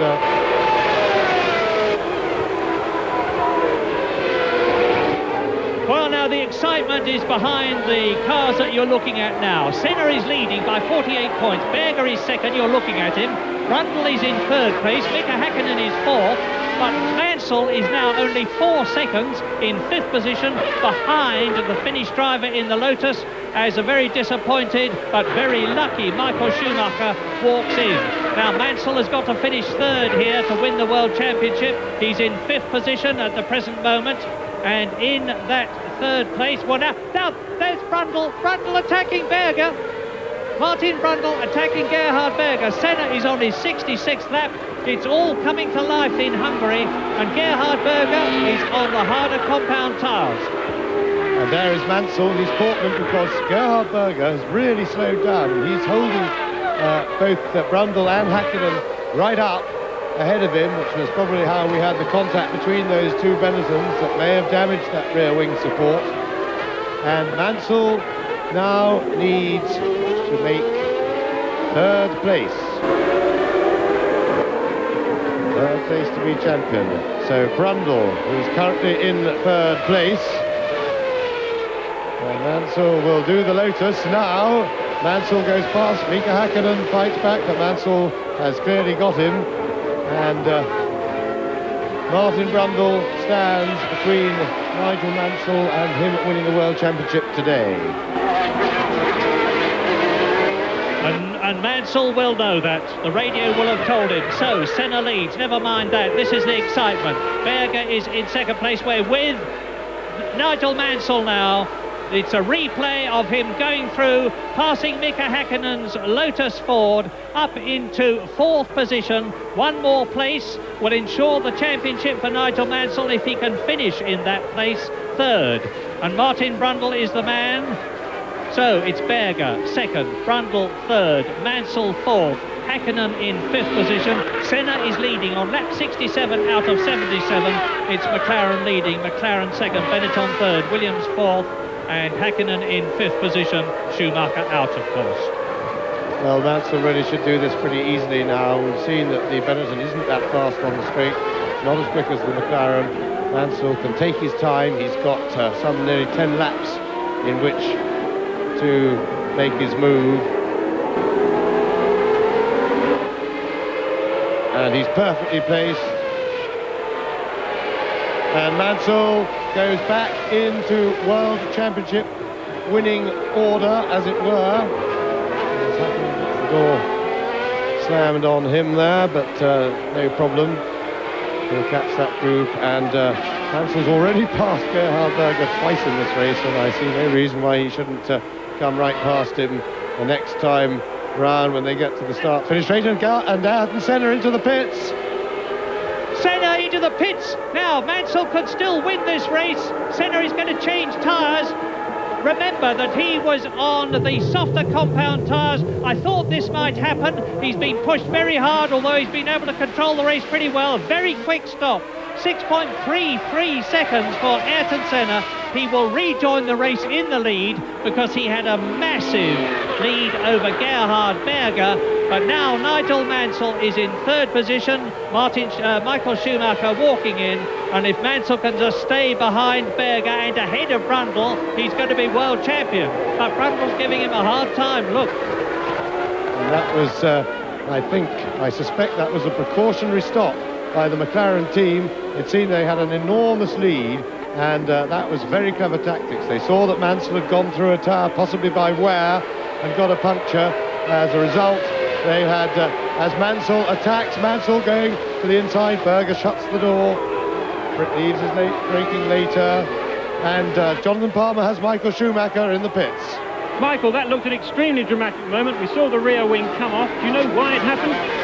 I think I had a problem with Gerhard. I nearly passed him and he blocked me. I need to brake. And Martin couldn't brake anymore and he drove in the back from me. I think because of this my rear wing was damaged and was maybe already loose, and that's why I lost it. Michael, thank you. Yes, that certainly confirms what we saw here with the benefit of the action replay we saw earlier of Martin hitting the car in the back and Mansell pressing all the way now, and this looks inevitable that he's going to get past Gerhard Berger before the end of the race, and that would be nice if he can't win a fighting second place. He's been up to the field a couple of times. This will be his 3rd pass of Gerhard Berger if he can make it. Yeah, so Nigel Mansell, of course, is on new tyres. Gerhard Berger is not only on old tyres, but he's on tyres of the wrong compound at this stage of the race. But Martin Brundle in that 4th position is continuing to give Mansell a hard time. Now, is this where the Englishman is going through? Yes! Yes, he forces Gerhard Berger wide and goes back into the 2nd position that he had held, and Martin Brundle is having a go at the McLaren now. We could well have Englishman Nigel Mansell in 2nd place, Englishman Martin Brundle in 3rd position. He's right up on the rear wheel of the McLaren. Here is a replay of Nigel Mansell going through. We're with the Williams now. And you see he gets the whole of his car alongside Gerhard Berger, who has to concede. He couldn't close the door because Mansell judged to perfection the time that he needed to come out from under the rear wing of Gerhard Berger's McLaren. And Berger's problem now is not Nigel Mansell, who's pulling away. It is Martin Brundle, and Mika Häkkinen is driving a superb race. The Finnish driver in the Lotus 107, which is so much better than last year's car, the 102. So, Mansell, Berger. Now watch Martin Brundle. The crowd rises again as Mansell comes up to Paul Belmondo to lap him, I think, for the 3rd time. But just look at the distance that Nigel Mansell has put between himself and Gerhard Berger's car. And now I prophesy that Martin Brundle is going to have a go at Berger as Mansell laps again Paul Belmondo. They're on lap 70 now, the leaders, Senna. And there's Häkkinen having a go at Brundle.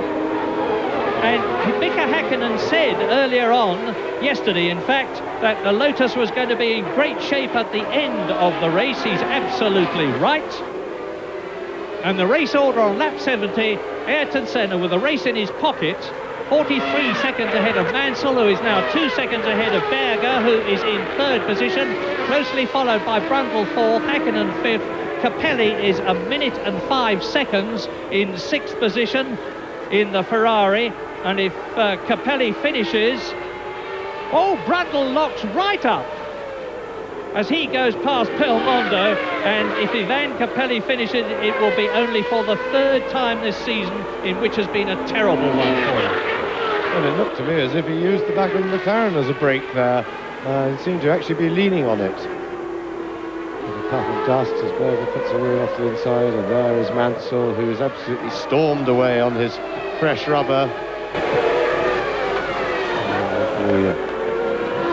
Supreme performance of the Williams, and here we can see it from behind, locking up those front brakes. Difficult to see from that angle whether he's actually in contact with the McLaren, but let's hope if he was, there's no damage. A wheel off there by Mika Häkkinen, and this is the one and only real battle, but they're at it hammer and tongs, these three.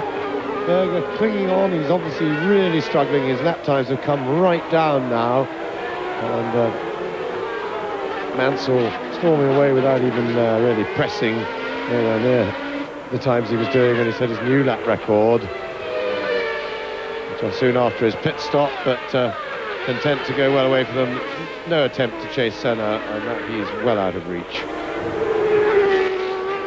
But Berger fending off, as we know can be done here in Hungary, and very frustrated Martin Brundle and Mika Häkkinen, who could undoubtedly go much, much quicker if they hadn't got that McLaren in the way. Yes, Nigel Mansell has already this season won 8 times to equal Ayrton Senna's previous record of the greatest number of victories in one full season. He's already been second in Monaco, failed to finish in Canada when he went off trying to get past race leader Ayrton Senna. And he's now in that second position that will guarantee him the World Championship. He is on his 72nd lap now. It's a 77 lap race. Berger and Häkkinen goes for, and does he take? No, he does not. Martin Brundle, who just manages to close the door in time and keep the Lotus back.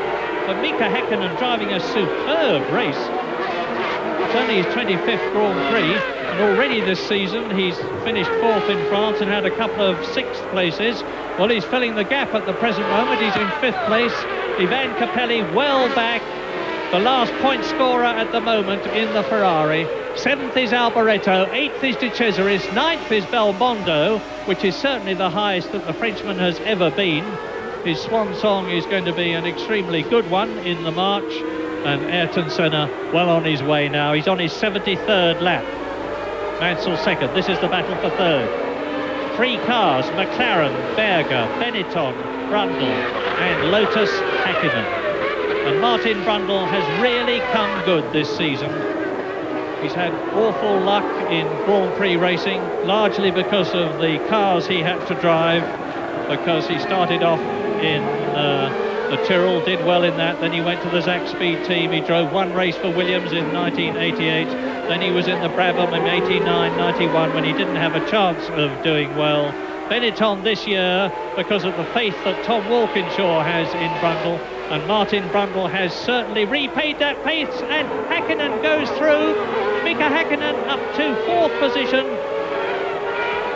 Tremendous stuff by Mika Häkkinen, because Martin Brundle went to the inside to block. There was not as much grip there, and he went a little bit too early, and Häkkinen was able to buzz around the outside of him, and that was very good stuff. Now, big challenge for Häkkinen. Can he get past Berger? Berger has already shown that the McLaren has just a little bit too much on the straight for the Ford V8 in Brundle's car, but if Häkkinen's running less wing, Häkkinen will have to really scrabble to get past. This straight just isn't quite long enough. Häkkinen needs to position himself for the end of this lap. Puff and smoke as we come round. There goes Mansell. He's just finishing his lap. And Häkkinen now, penultimate corner. And he wants to start wide and get a good run at Berger. He'll take a different line. And onto the power early. And he's on early, and that was a good line by Häkkinen, and he's right up with the McLaren. He couldn't be better placed in the toe, but the McLaren has got it all on par. So Häkkinen's got to practice that a couple of times. In the meantime, he's got a lot of problems because Martin Brundle's not going to go away, and he'll be there looking to pick up any mistake. So he's got to look at Berger and drive with eyes in the back of his head. We're not losing sight of things at the front. Don't worry, Senna leads. Mansell is still running second, less than 40 seconds behind the Brazilian now. This is the battle for third, and I suspect it's a tyre story again, because Mika Häkkinen has got a harder compound C on both the left front and left rear of the Lotus. He's got a softer compound D on the right, whereas Gerhard Berger is still running on his original soft tyres, and I think that Häkkinen's got a tyre advantage. It's certainly showing, and I wouldn't be at all surprised if he doesn't get through and take that position, which would be the highest he'd ever finished. As you watch Nigel Mansell now, Häkkinen really pushing. And I think Martin Brundle has opted out of this fight, and I suspect, I was looking at his problems before, and I think he's got a brake problem. Looks to me as if his rear brakes aren't working as well as he'd like, and Häkkinen came onto the straight fast then. But Berger's very experienced, and look at that McLaren stretch the lead as they go down the straight. So Häkkinen is going to have to do something very cunning to get past Gerhard Berger. He's not going to do it on the straight, even right in the McLaren slipstream. The McLaren just runs away for power. Brundle keeping a watching brief, but I think he's got a brake problem, would be my guess. That's discouraging him from getting involved, and wisely settling for a finish at this stage of a Grand Prix as Senna goes through. Big lead. On his 76th lap out of 77. Nigel Mansell will be going through shortly on his 76th lap, and then there will only be 4.8 miles, 2 laps between him and the World Championship of 1992, the first time in his career. Berger still third, Häkkinen still attacking fourth, Brundle in fifth position. Here is Nigel Mansell about to start his 76th lap. He's got this one, and then the 77th lap. He's on fresh tyres. His Renault engine sounds crisp and clean as he goes past us now. And Berger, Häkkinen and Brundle, but particularly Berger and Häkkinen come through. Berger third, Häkkinen fourth. They are now on their 76th lap. And in sixth position, it's still Capelli. Seventh again is Michele Alboreto. I say again because he's already finished seventh 4 times this season, just out of the points. Eighth is De Cesaris, ninth, an excellent ninth. Paul Belmondo in his last Grand Prix. 10th is Gugelmin, and in 11th place, and going strong, is Britain's Damon Hill. Ayrton Senna is now on his last lap of the Hungarian Grand Prix for his second victory, but if Mansell stays where he is, he will be world champion.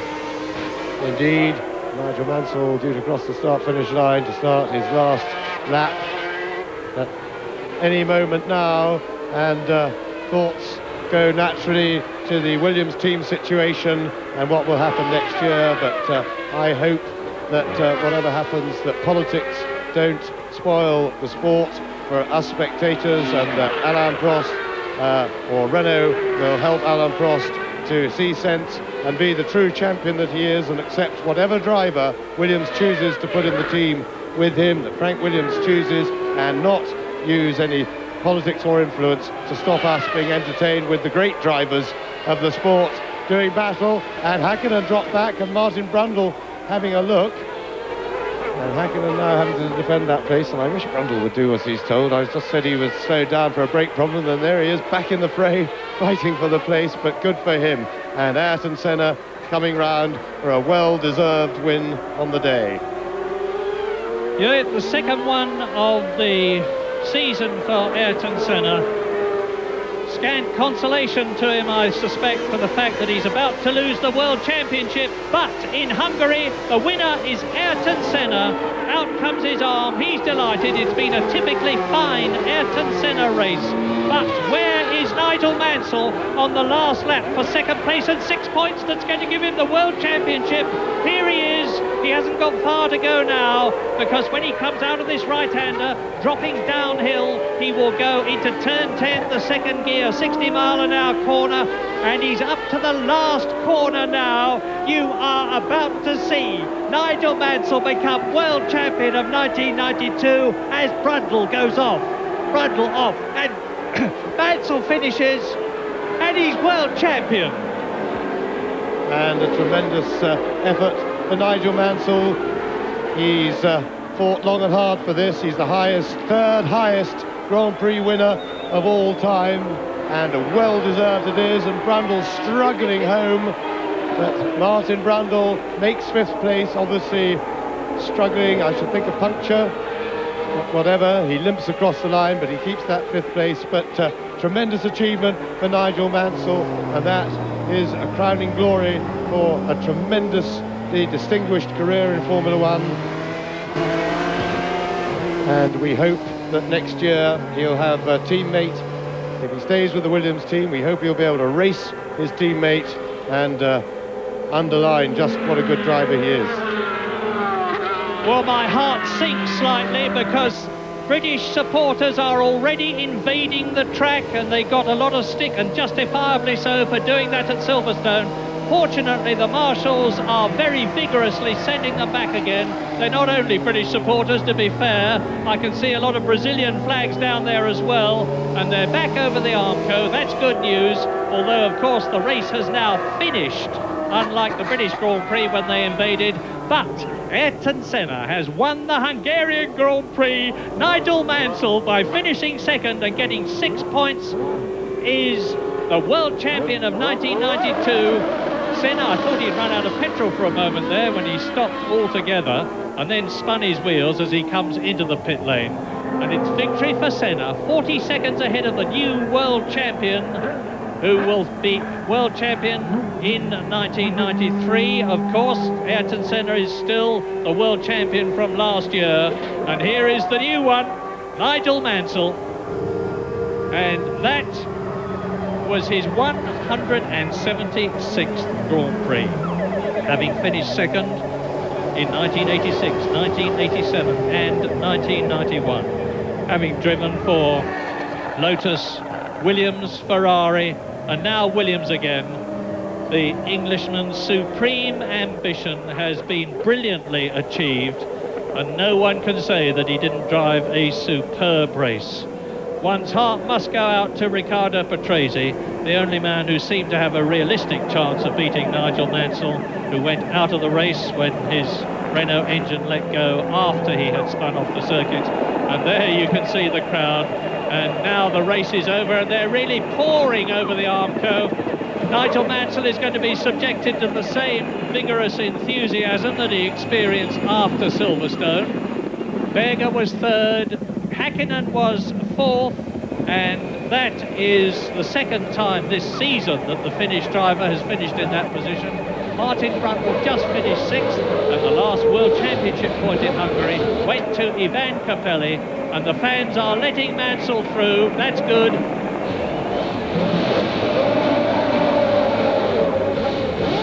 Well, you can see for yourselves, because you were looking through the camera of Nigel Mansell's Williams. And I must confess to suffering some emotion myself. I've been following Nigel Mansell's career since 1980 in Formula One, and long before that when he was a Formula Ford, Formula 3, Formula 2 driver. and then he joined the Lotus team, where, thanks to the late Colin Chapman, he got the break he deserved and the support he deserved. And Nigel went on to join the Williams team in a situation where, at that time, to be quite honest, he was not seen as world champion potential, but he certainly proved people wrong, because he has now won a 29 Grand Prix, third only, and that's the spin there of Michael Schumacher, and Frank Williams is with Jonathan Palmer. Well, Frank, it's been 5 years since you won the World Drivers' Championship. How does it feel to be there now after that brilliant effort? A bit pissed off it took so long, Jonathan, quite frankly. Now that it's here, we're thrilled a bit, especially for Nigel. It's absolutely superb, isn't it? But it wasn't exactly a race to keep the blood pressure down, was it? It was wonderful television. All the people got their money's worth today, and that's important. Well, everyone's very, very proud of the whole Williams team and Nigel Mansell's effort. Well done to all at Williams. Thank you very much, Jonathan. Thanks. It is still theoretically possible for, as you watch now, the rear wing flying off Michael Schumacher's Benetton Ford, and a very lucky Michael getting away with it. That's the right-hander after start and finish straight. There's a nice wide run-off area there. First of all grass and then gravel, and it stopped him before the Armco, and he was unhurt. But so Nigel, after all these years, has achieved his ambition. Williams have not yet clinched mathematically the World Championship, as in theory they could be beaten. In practice, I can't see that it could possibly happen. So Brundle closes up on Schumacher's car on this replay, and then you saw what happened. Off came the rear wing, out went Michael Schumacher.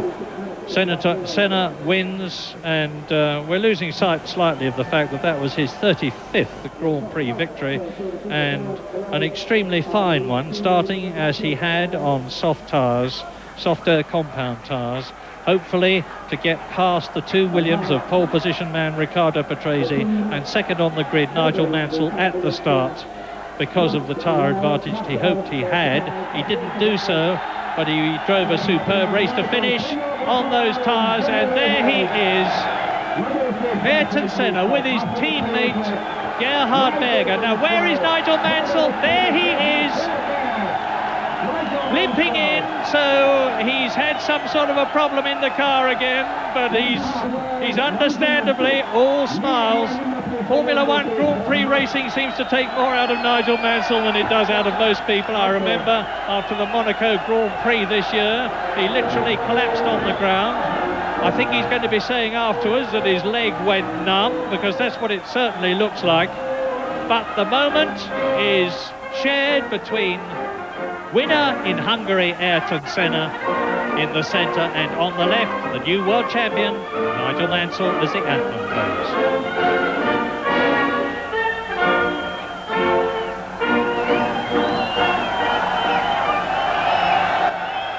And now for the winning constructor.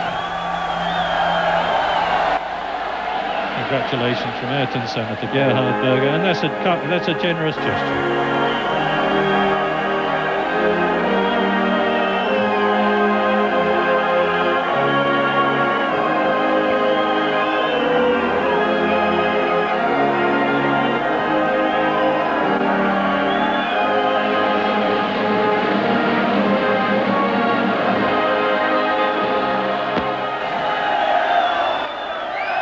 The Brazilian national anthem for the race winner, Ayrton Senna.